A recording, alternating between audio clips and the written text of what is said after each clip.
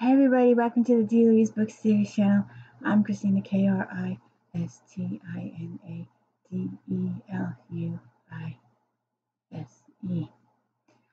Please take the time to like and subscribe to the channel and show me some loving.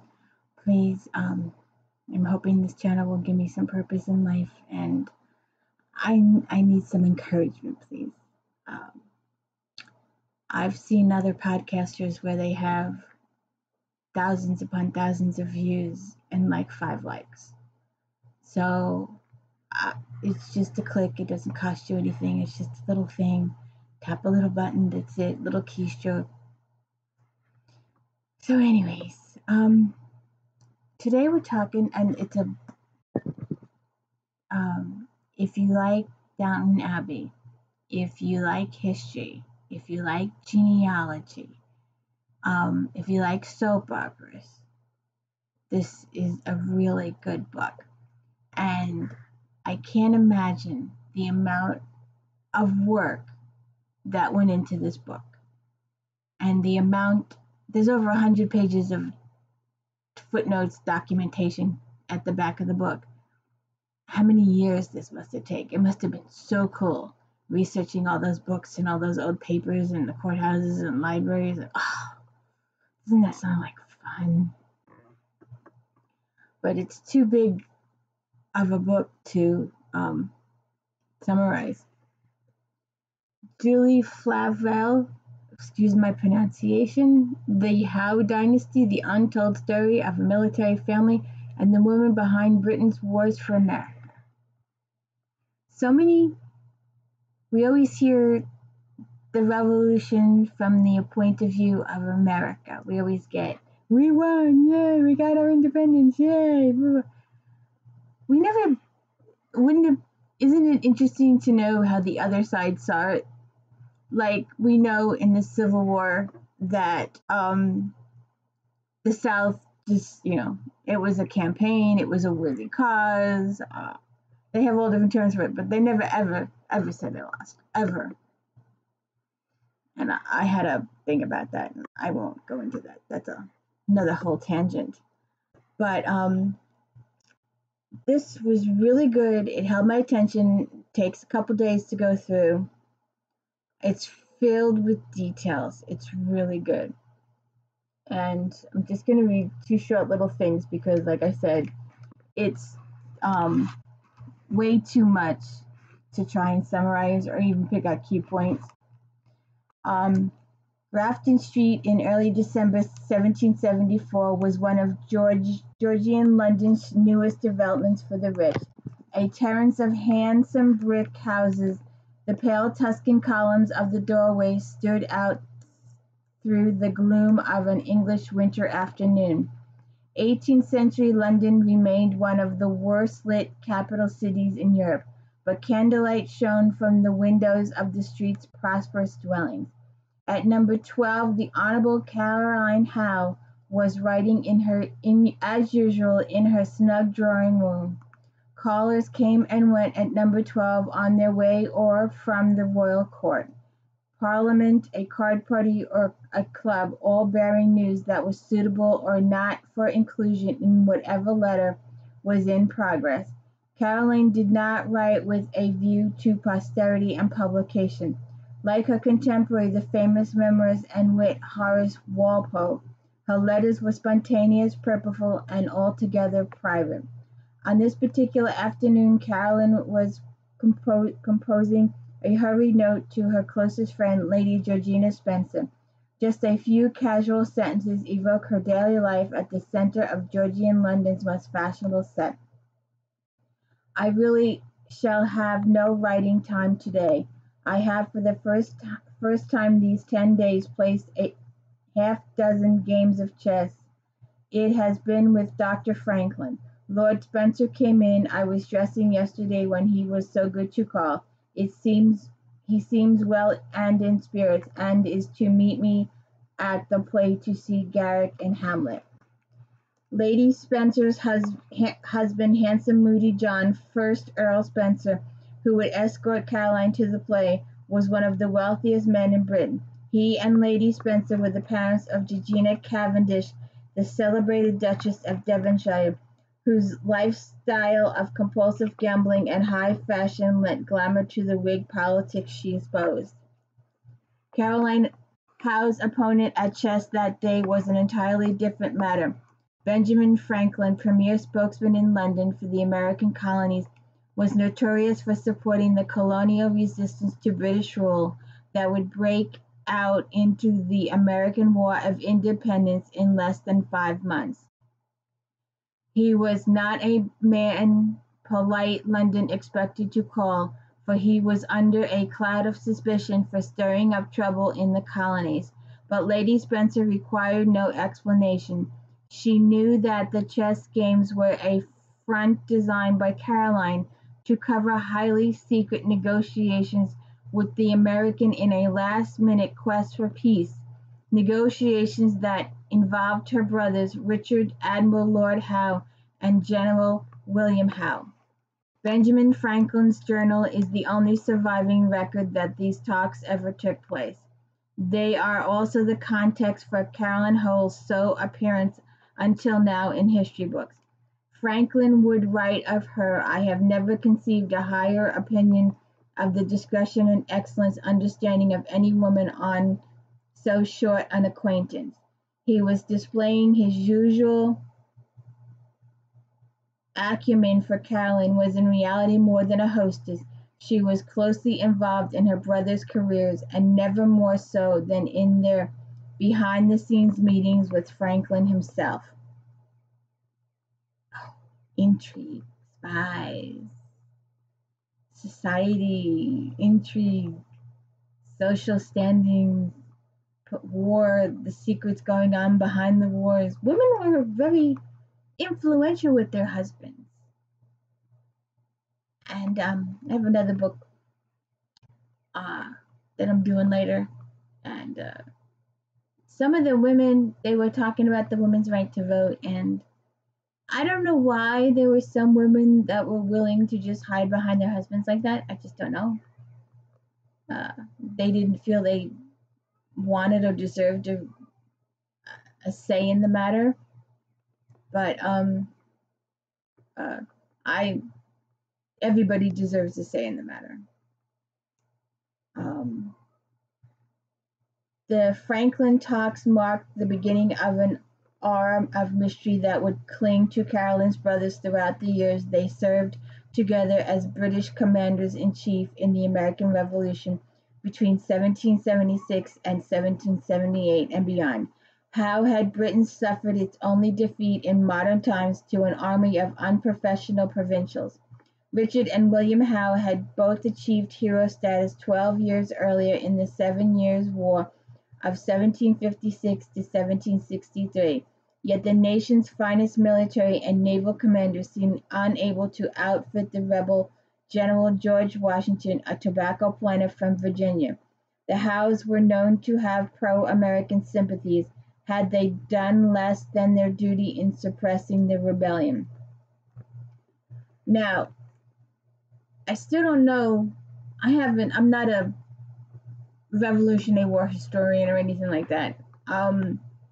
But I just can't imagine even people from here, like if you were from a different state, if you were from Georgia or North Carolina, and you were trying to traverse the mountains in Virginia, or the cold up in New York, or Gettysburg, the cold, the snow. I mean, the South usually doesn't see snow. So, I mean, those conditions were horrible. And I'm not sure, but I think more of them died from disease and colds and lack of food and lack of proper clothing than actually died in the war. I could be wrong. But, anyways, the suspicions with their unmistakable insinuations of treason began during the war and have persisted in the almost 2.5 centuries since. Contemporary Britain saw the Howe family as intensely private, an iconic English military dynasty, stoical and self-contained. The whole race of Howes, as Horace Walpole put it, were undaunted as a rock and as silent. The noted Howe trait of silence provided fertile ground for the conspiracy theories that proliferated as the nation reached to the stain on British honor. Historians have concurred with the stereotype, pronouncing the 18th century generation of Howes to be inscrutable. The two major 18th century studies of the Howe brothers' joint American command have labeled them difficult subjects, recipitant men who were involved in complex covert transactions. Recent biographers continue to strike the same note. Lord Howe's meeting with Franklin in 1774 at his sister's Grafton Street house were the most mysterious episodes in the life of the admiral. The admiral left nothing to reveal to us what he thought about in his time ashore or around his family. A history of William Howe's generalship named him one of the most enigmatic figures in the American War of Independence, lamenting that his inner thoughts remain concealed behind a crippling lack of primary sources. The destruction of the family papers in a house fire in the early 19th century seemingly set the seal on the verdict, and yet the correspondence of their sister, Honorable Caroline Howe, with Lady Georgina Spencer forms one of the most extensive private collections of letters in the British Library. Past historians of the careers of Richard Admiral Lord Howe and General Sir William Howe have virtually ignored these manuscripts, only dipping into them to spotlight events in the lives of Caroline's brothers. After all, what relevance can letters between two women have for understanding the motives of military men? Huh? What do they know? They tell us stuff. It goes in letters, right? The women knew stuff. Hey, go back and read Beatrice Small, Sky O'Malley. That woman knew stuff. And you can't tell me Claire Beecham Randall Fraser doesn't know stuff. All right, they're fictional, but they know stuff.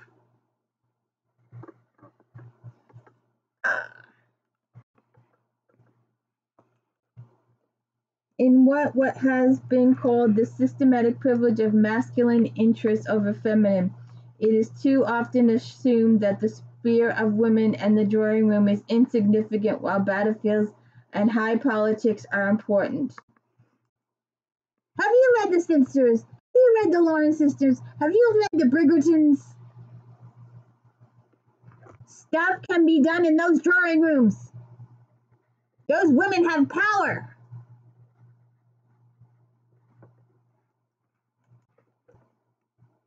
Don't tell Honoria's sister.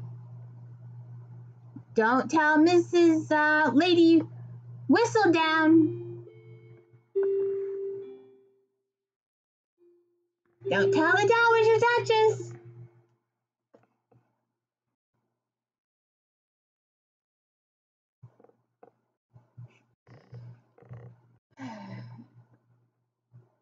Historian Mary Bird has written powerfully that women's voices have been excluded from public spaces down the centuries, but that does not mean they have been excluded from private spaces. Within her family, Caroline's was a voice of authority. Consequently, her letters lead us directly into the conduct of the interests and affairs of the Howe Dynasty because Caroline herself was actively involved in its promotion and preservation. The Howe women were a conspicuous example of that Georgian phenomenon, the political involved aristocratic women. Caroline was born to a family whose fortune had a tradition of managing the dynasty fortunes. Oh, I read that wrong. Caroline was born to a family whose women had a tradition of managing the dynastic fortunes. She grew up under the tutelage of her aunt, Mary Herbert Countess Pembroke, who served as Lady of the Bedchamber to Queen Caroline 1727 and 1737. It was the Countess who launched the military careers of Caroline's brothers George, Richard, and William Howe, all of whom would achieve the status of national heroes while they were still young men, serving in America, France, Italy, and Flanders. Caroline watched her mother, Charlotte Viscountess Howe, play cards with the mistress of the King, George II, and politics with Prime Minister the Duke of Newcastle, promoting the careers of her sons in a world where determined women found a way to wield power in the service of their families. Again, Beatrice Mall, Sky O'Malley. You watch that woman through those 7 books, and she uses her influence every which way to do for her children, and then she tells her children what to do. And she serves them well. They all marry well. Now, read those books. Those are good books. Sky O'Malley is a strong person.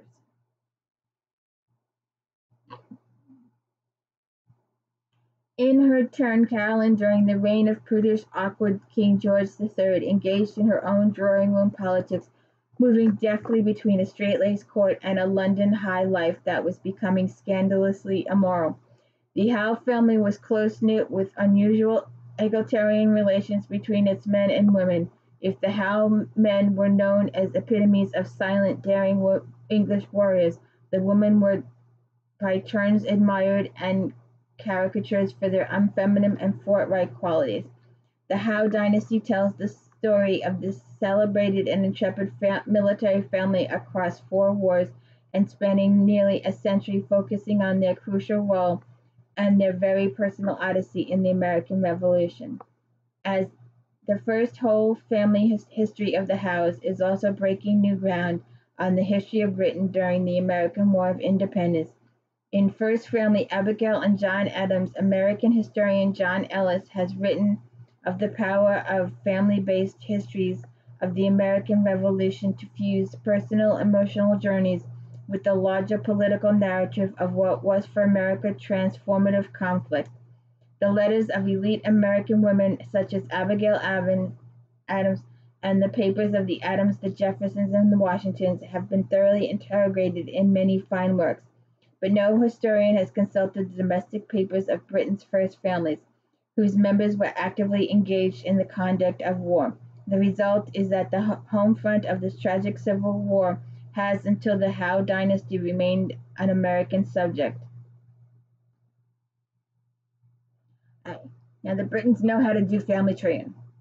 They do. They keep their records. They keep their peerage books. Americans, not so much. It depends on the state, the county, the town, the laws at that point. I mean, after 1900, okay. But prior to 1900, those records are a disaster era. You got to look for them. You got to know where to look. There were fires and counties were burned, and the census was, oh, God, that 1890 census. But I wanted to also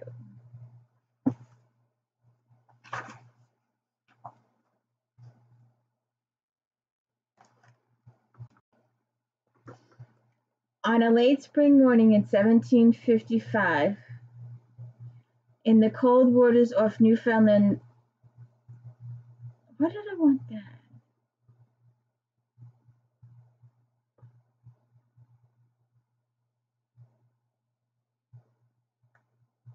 I know I wanted. The 7 Years' War was Britain's first true world war. 3 of the Howe brothers, George, Richard, and William, would emerge from the conflict as household names in Britain and America, with reputations as daring men of action and epitomes of English heroism. The Howe family itself would come to be seen as the personification of stoical British military dynasty. Notably, George Lord Howe's exploits would make him the most liked and admired British soldier ever to serve alongside Americans. The dangers and privatization experienced by the Howes as they ascended to hero status are largely forgotten today, and they deserve to be revisited. The immense risks and grueling suffering they went would be glossed over during the American Revolutionary War by American propagandists.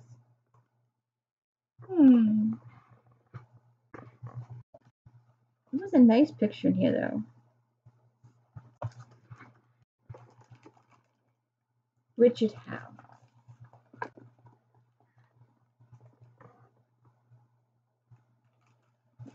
But,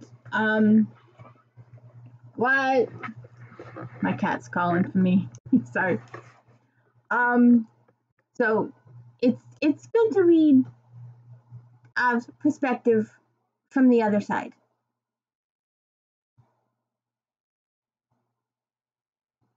So please check this out, and please like and subscribe the channel. I'd really appreciate it if you show me some support by just liking the channel. It's free, doesn't cost anything, takes a half second, click the button, that's it.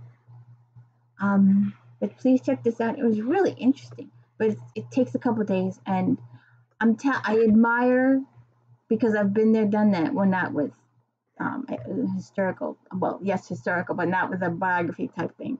I just did courthouse records. But the amount of time, the amount of effort that she went to make this book, to write this book, the amount of documentation, there's over 100 pages of listings of documentations. That probably means she did thousands upon thousands of documents to support her writings, because there's footnotes all over the place. So you really should check this out. This is really good. It keeps your attention. If you like the Regency period, if you read those romance novels, you like London during that time period, if you like history, if you like genealogy, and you've heard so much about the American Revolution from the American side of it, so see it from the other side. It's just interesting. It's interesting. Julie Flavell, The Howe Dynasty, The Untold Story of a Military Family and the Woman Behind Britain's Wars for America. Go, Lady Whistledown. Go, Honoria Sinsters. The power of the woman. Thank you.